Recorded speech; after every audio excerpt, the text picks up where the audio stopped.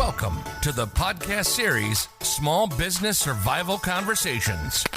Through our weekly conversations, we hope to provide you with strategies and insights, knowledge and expertise to enlighten you as you work to build and grow your business.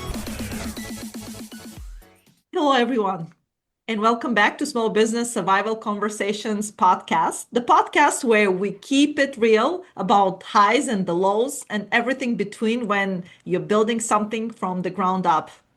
Today's episode is very special because I'm joined by two of my closest friends, people I've walked alongside for years as we've all built our businesses, faced setbacks, and celebrated wins. So here we are with my friends Quasan Shaw and Clinton Smith.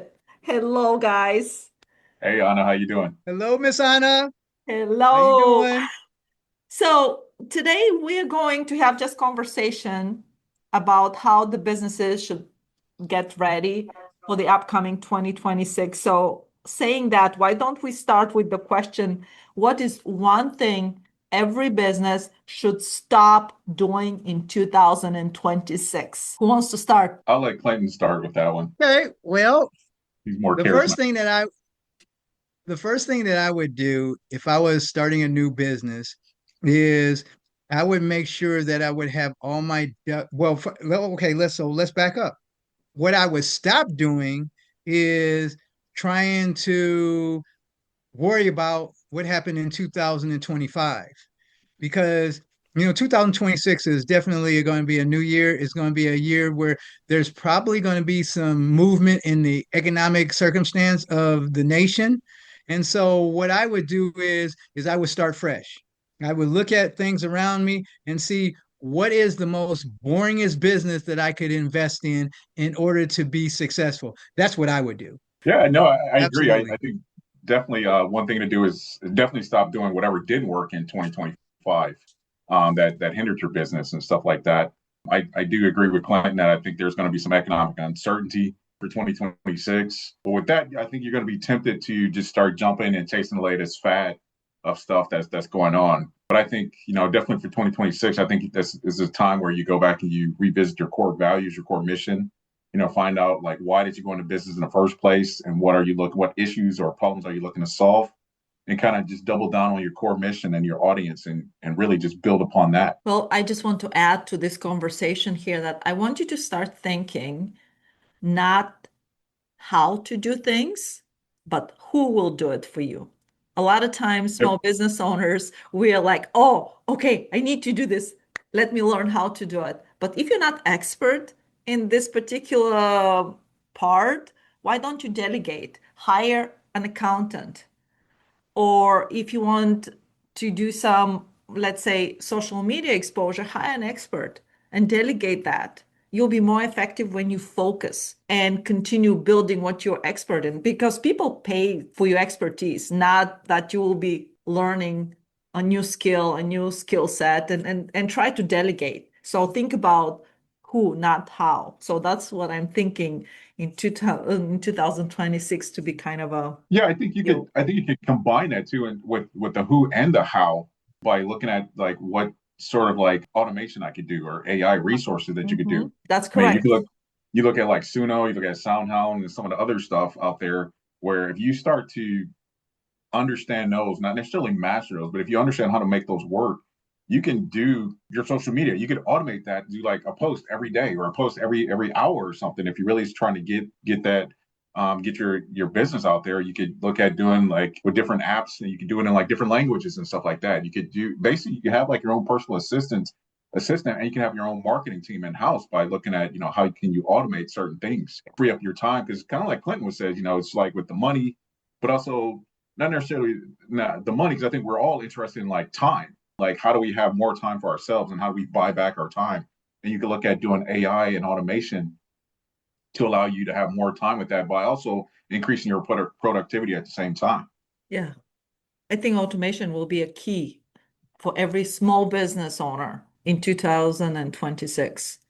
Yeah, I don't think it's no longer a choice. I think it's something that, you have to do. I think that it has to be part of your business operations, has to be part of your business plan. You have to look at AI and automation right now. One, to save money and time, but also be more productive with things and also increase your bottom line. Some businesses, I have to admit that some businesses I spoke with, they're scared to use AI, but I don't think we should be scared. Oh, go ahead, I please. can definitely speak. I can speak to that because, especially if you've been in business for a long time and they don't know, you don't know what you don't know. And Mm-hmm. unfortunately, you do have a lot of businesses out there, who are scared for the next step. They've been doing it for so long and they look at it as a hindrance instead of a help.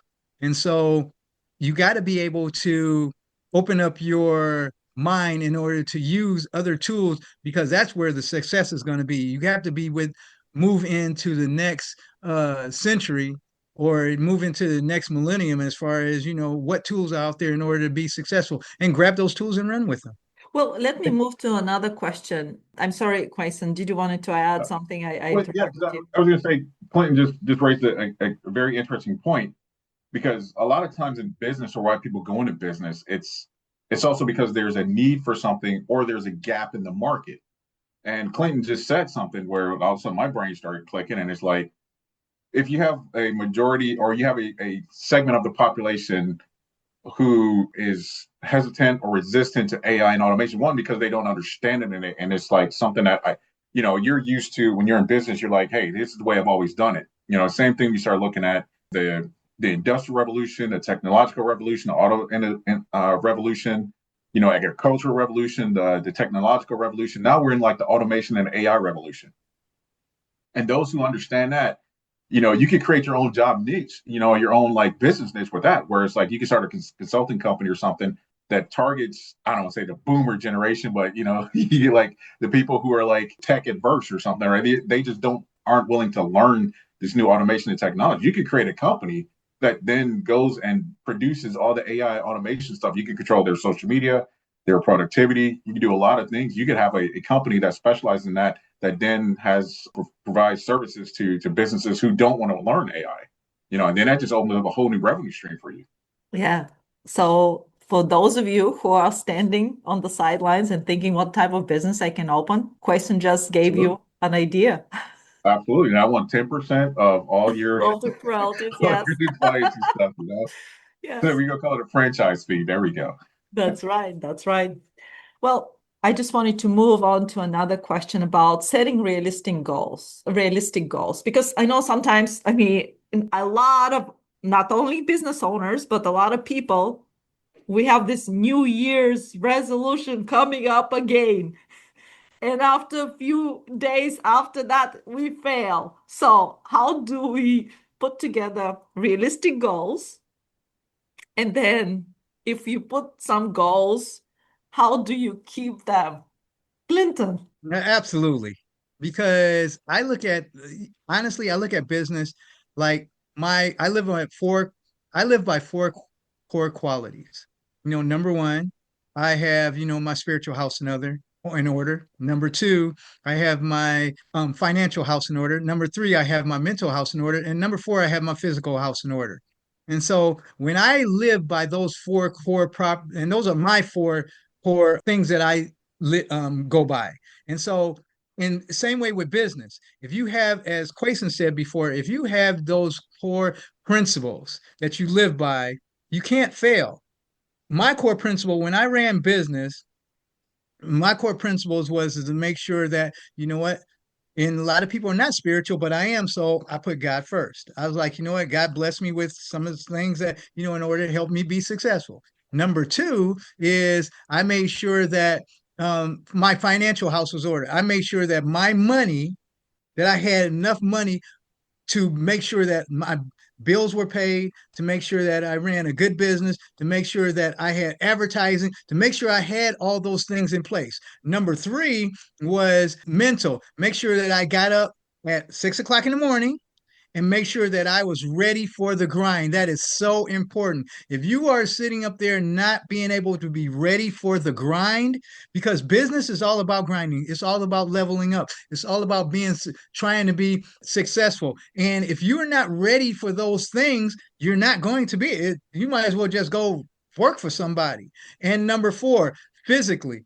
Physical was make sure that I had to go out and make sure that I had to advertise. I make sure that I had to sit down and talk to people, make sure that I was presentable, make sure that I looked okay, make sure that I looked the part.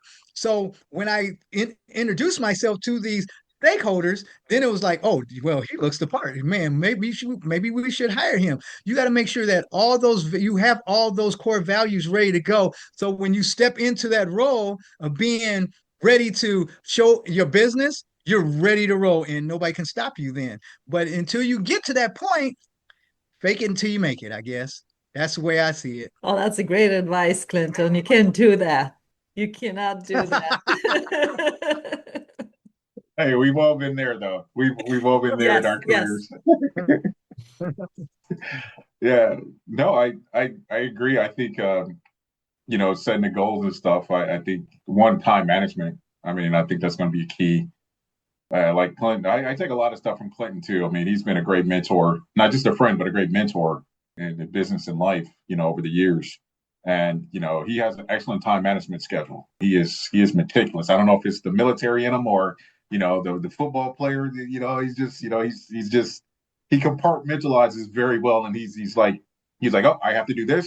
As soon as that clock hits, I have to do this now and I have to do that. And I think it's I've learned a lot from that. And I think, with that time management and sticking to those, you get with your goals and stuff like that, buffering in your time for things like that. I think that's helpful with setting goals, and putting that timeline, but not too much pressure on yourself as well. But I think time management is going to be the key for a lot of people. Well, for me, what I do is I will divide my annual goals into, let's say, 90-day sprints, I will call it. Every 90 days, I will revisit. Okay, now, I will tell myself, what is the progress I'm making? Not perfection, because, sometimes when you go into this mode of perfection, you cannot act properly all the time because life is not perfect. Business is not perfect. In fact, it's very, very messy. But if you have your core alignment, Clinton mentioned, it's like, if you're spiritual, you have he has these 4 quadrants. I don't have 4 quadrants, but I try every day to meditate and exercise and things like that. And every 90 days, I will revisit my goals. Because what's happening is if I build my plan over 90 days, and in 90 days I see that I'm failing, guess what? I'm not failing, and I'm not assessing at the end of the year. I'm assessing at 90 days. So I can course correct for the next 90 days. Yeah, I agree. I was going to say, I think people, when they say like, hey, here's my goal for the year, I mean, that's just too much time, because it's like, oh, I have like 3 months now to get fluff off, and I still got 6 months to recover. Yes. Or 9 months to recover. And I think that's where a lot of people go wrong. So I love the fact that it's, you're talking about like in every 90 days, or even like every company has to like, on the stock exchange, they have to report out every 90 days. Exactly. What's your quarterly report, so I think that gives you time to recover because you don't know, the market could be really hot at this part. Your industry could be really hot, and then something changes, whether it's a regulation or a new law or something, or even just the economy. So it gives you that time to pivot and shift to make those corrections. Clinton, you wanted to say something. Yeah, I don't disagree with that. And knowing you, Miss Anna, in that 90 days, knowing you like I do, I can see that you or would like to. I see a lot of compartmentalization with you where yeah, that 90 days you may be failing, but you definitely will go back to the drawing board and go, okay, or the grease board and go, okay, you know what do I need to do in order to be successful at this particular, in order to meet my goal of 90 days. And then if you don't do it in 90 days, you're just like, you quarterly, you'll say, okay, you know what, this quarter wasn't good. What will the next quarter bring? And then that's when you work harder to tweak a couple of things. And that's to your listeners, that's what I want to emphasize, is that it's not about throwing out the baby with the bathwater. It is about tweaking. It could be a situation where you're going, oh, I missed my goal by one, if you're measuring by numbers, I missed my goal by 15%. What do I need to hit that goal an additional 15%? So that's where I would like, and like I said, knowing you, Miss Anna, that's exactly what you do. You go, okay, you know what? I missed this goal. What can I do in order to tweak this goal so I can make it the next quarter? Yeah, no, and if you are the reason why she does not make her goals, Anna will cut you out to make her goals. So Absolutely. Absolutely. Oh, wow. Blushing right now, guys. That's not, I'm not so tough as I I look. But let's talk about, because this podcast is about surviving. know. Can you share with us when was some of your toughest time? What helped you survive? Ooh, man, do I need to man. Well, personal tragedy sometimes is always for me, personal tragedy is always a time where, you have to reevaluate and you have to reassess. And a business that I had, I was going very well. And because of personal loss, I said, you know what? I'm going to go ahead and shut it down because, and I was actually just talking about that. And that's what actually was one of my conversations today with my pastor is I actually sat down and said, you know where could I go and what could I do in order to pivot, in order to be successful, even to be more successful than I was in my business world. And what I did was is I had to take a really, really hard look. And one of the things I came up with was going back to school and getting my doctorate and uh making sure that that goal was met. And I'm doing everything that I can in order to meet that goal. But a lot of times what happens when we do stuff like that or look at stuff like that, it is something that is mainly that we need to look at it from take a hard look in the mirror and go, okay, you know what? I was successful. And a lot of us don't want to do that. That's the biggest thing that I can say. A lot of us don't want to do that. Oh, I'm good. I was successful. I'm going to be successful. Sometimes you may not be. So you got to really, really take a hard look at, where you are in your journey, how you're going to be successful when you think that those when you're trying to level up when you think that those times where it's hardest, in my case, what can you do in order to pivot and be even more successful? And that's exactly what I did. But I think that you do that as a human nature because a lot of times we live our lives because we care about what people are thinking and talking about us. And that should And not be so the case. And it's like, we don't, I mean, you should not care how other people assess your success. You're scared sometimes. I mean, you reassessed it and you because sometimes it takes a lot of courage to be like, I'm going in a different direction. I pivot to this direction. A lot of times we don't do that because we are thinking that if we take different path, other people will be judging us. they'll, they'll look at you as not successful. That's That's where correct. that's where that's That's where I think you're correct. going. Yes, but in my head, this is like a story you're building in your head, and you should not live your life on somebody else's judgment. That's my opinion. Mhm. And Ooh, I will point out, and it's all about your individual journey. What is your journey? Mhm. My individual journey was I was successful in business for 20 years.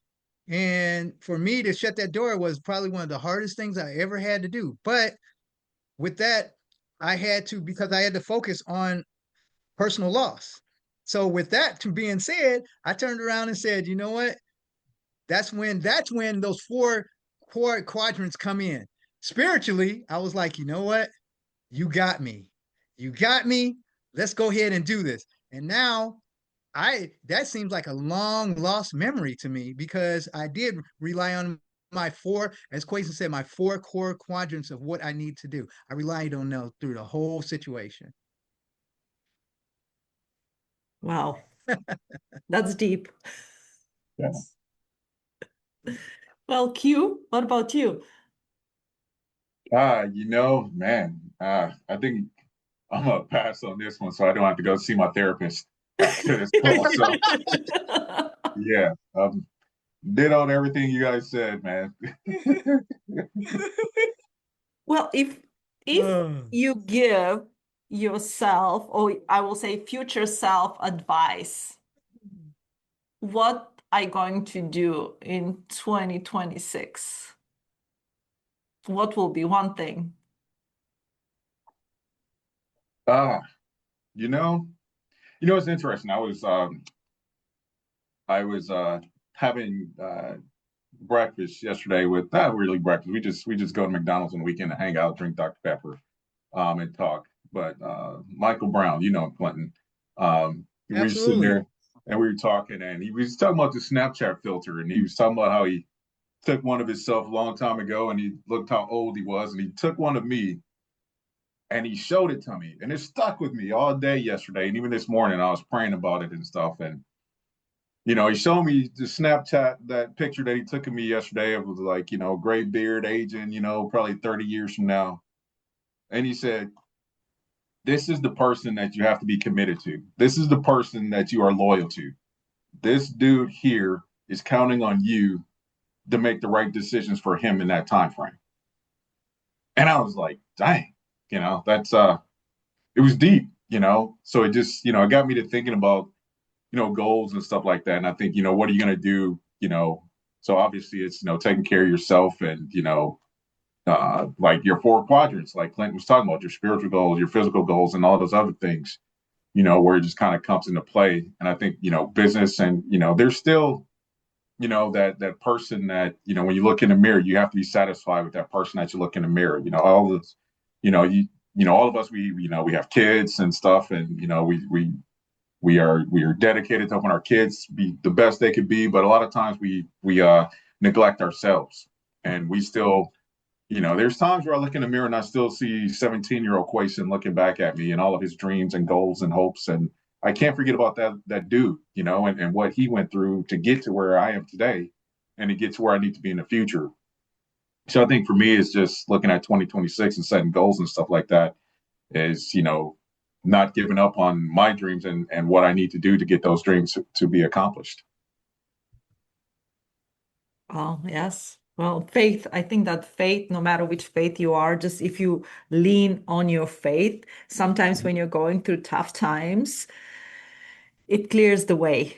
And if you have your core values, every single time I will make a judgment call, I go back and is it aligned with, because number one is integrity. Is it in line with some of your core values? If it's in line with your core values, it's easy to make a decision and it's easy to say yes or no. But especially again, when you go through tough times, lean on your faith. And Clinton, you said it, and Quason, you said it too. So it helps you. It helps you go, and especially when you're in this dark place. What was the wording? You're going through a tunnel, just keep going. You will end up in the sun, because if you don't Yeah, end up eventually in you'll the see the sun, light. yeah, exactly. You'll see the light. Exactly. That's the way it goes. Sorry. Yeah. Well, No, from a I think, like you said, though, you know, I think mentorship, I'm really big on mentorships, and finding like those mentors who can sit down with you and say, hey, here's the direction that you want to go, and help you set up that track along the way. Whether it be your mentor or you have like your advisory group, and stuff. Because I know you and Clinton, I talk to you guys all the time, and I'm like, here's what I'm seeing. What do you guys see? And point me back in the right direction. And I'm so thankful, for the past 25 years of you guys' friendship and direction of stuff, and it's just been, things like that. But I also think, learning from those moments, reframing those setbacks and stuff like that, how do you learn from those and change your mindset? I mean, I think that's one of the biggest things is our mindsets. Mhm. We talk ourselves out of a lot of things. I've been working on mindset for years now, and I still have a way to go. I'm not where I want to be, but I am, so much farther along than where I started.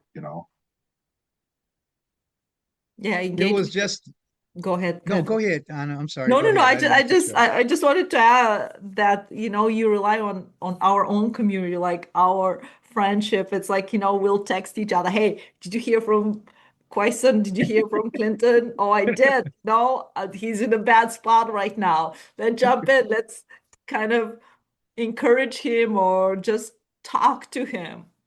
And So, that's very, to me, that's very important that I have known you guys as long as I have, and you guys have seen it. You guys seen the good, bad, and the ugly.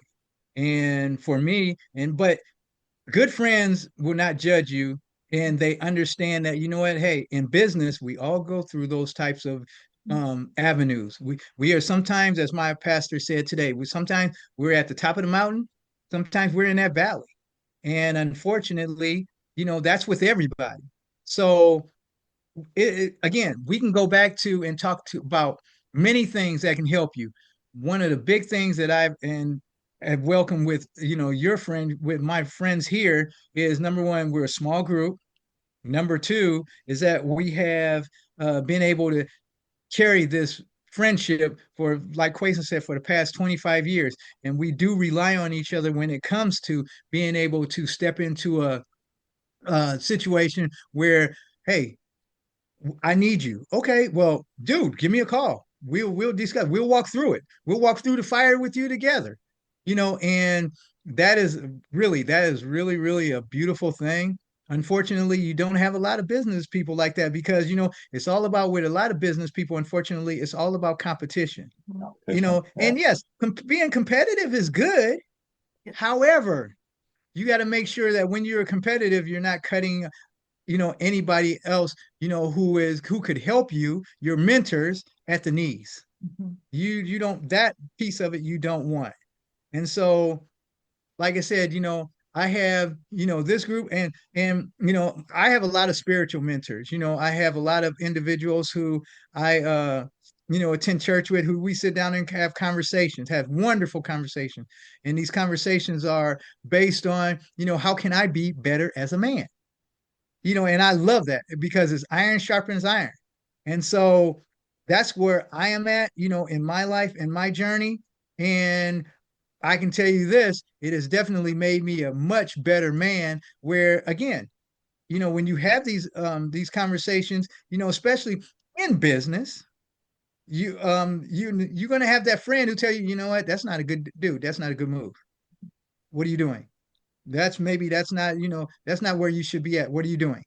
And don't take it as, being, they're angry. They take it as, hey, you know what? Maybe I should take a really, really good look at what I am doing and growing and being an individual who they see. When you're not in the fire, in the middle of the fire, you can't see it. Once you step out of the fire and listening to people who are going to help guide you, that is when you can really, really thrive. So if I can give anybody out there any advice, make sure that you surround yourself with people who are only interested in your journey to be successful. wow, yes, I totally agree with both of you, especially mentorship. As you know, Yeah. I'm the creator of the mentor protege program. I love mentors. They helped you. Yes, yes. They helped you a lot. And friends and community. Stay engaged, because a lot of times when business owners get isolated, that's when they get in trouble, because we start building these stories again in our minds, and usually the mind, they can play tricks on us. So engage often with friends, create a community, find a mentor to give you a different perspective. So that's very, very deep. And at the end, do you want to finish with anything for us, Quason, Clinton? Any I last think advice? kind of like Clint was talking about with his core values and stuff. I think for me, a lot of times I get just kind of going back on things. I get in my own head and I get in my own way. I overanalyze stuff way too much. And I think all of a sudden it was like I remembered this process. It was the IPDE, IPDE. This is something that my driver's ed teacher taught us back in the days in Milwaukee Public Schools.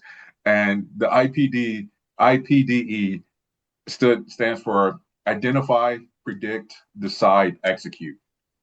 He told us that in driver's ed. And little did he know, he's just teaching us how to drive. But little did he know this phrase will stick with me and revisit for many years later. And he talked about when you're on the road, he's like, identify what's happening out there, predict what's going to happen, make a decision about what you're going to do because of what's going on out there, and then execute. And as he was talking about, like when you're driving, you identify, and there's somebody like swerving out there, you predict that they're going to come into your lane. You make a decision that, okay, I'm going to brake now to avoid hitting this person. And he said you have to execute that decision. So it's just that split time. And I found that over the last couple of years, that's helped me with my decision making, that I don't overanalyze everything. I do my initial analysis of stuff, and then I identify what's happening. I make a prediction as to what's going to happen. I make a decision as to how I'm going to handle that prediction, and then I execute the decision that I made, and I do it right then and there.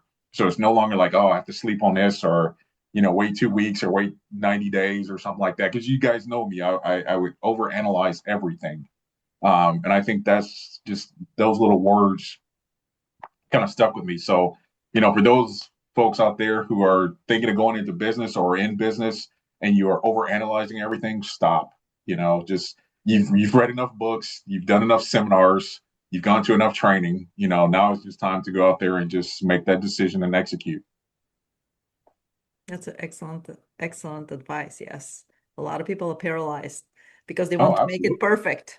No, you cannot wait. Mhm. Just start doing it, and Yes. you can change course. Yeah, absolutely. And Clinton, Jump in. what is your advice for our listeners? Don't be afraid. Fear is the biggest killer of business. Don't be afraid. Do what you need to do in order to be successful. I mean, honestly, I remember starting my business. My business started with $5,000 in a prayer, and I borrowed the $5,000 from my father-in-law.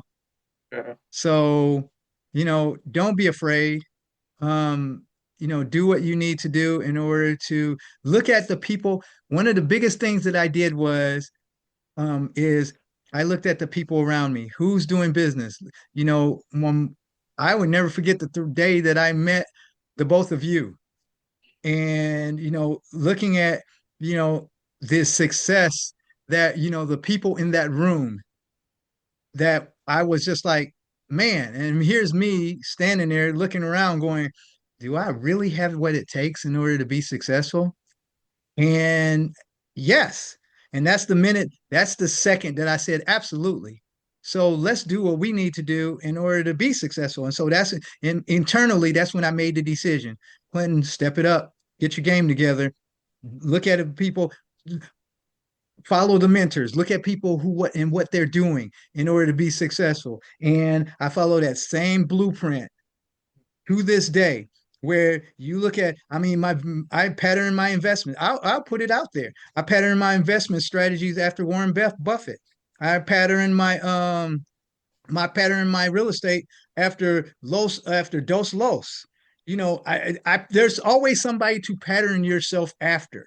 Mhm. I mean, and you may not do everything 100%, but at least they have given you a blueprint. My positivity, Tony Robbins. You really, really have to look at, where do you want to go?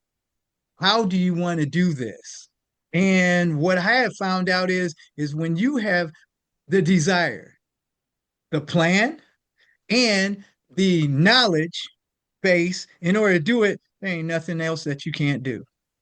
And just lean on your faith when you have tough times. That's one thing you have to always do, because no matter how good the plan is, no matter what you're going through, you will have tough times. And it's like every time you have a tough time, surround yourself with friends, lean on your faith, and make sure you break these annual goals in 90 days. That's pretty much my advice for you.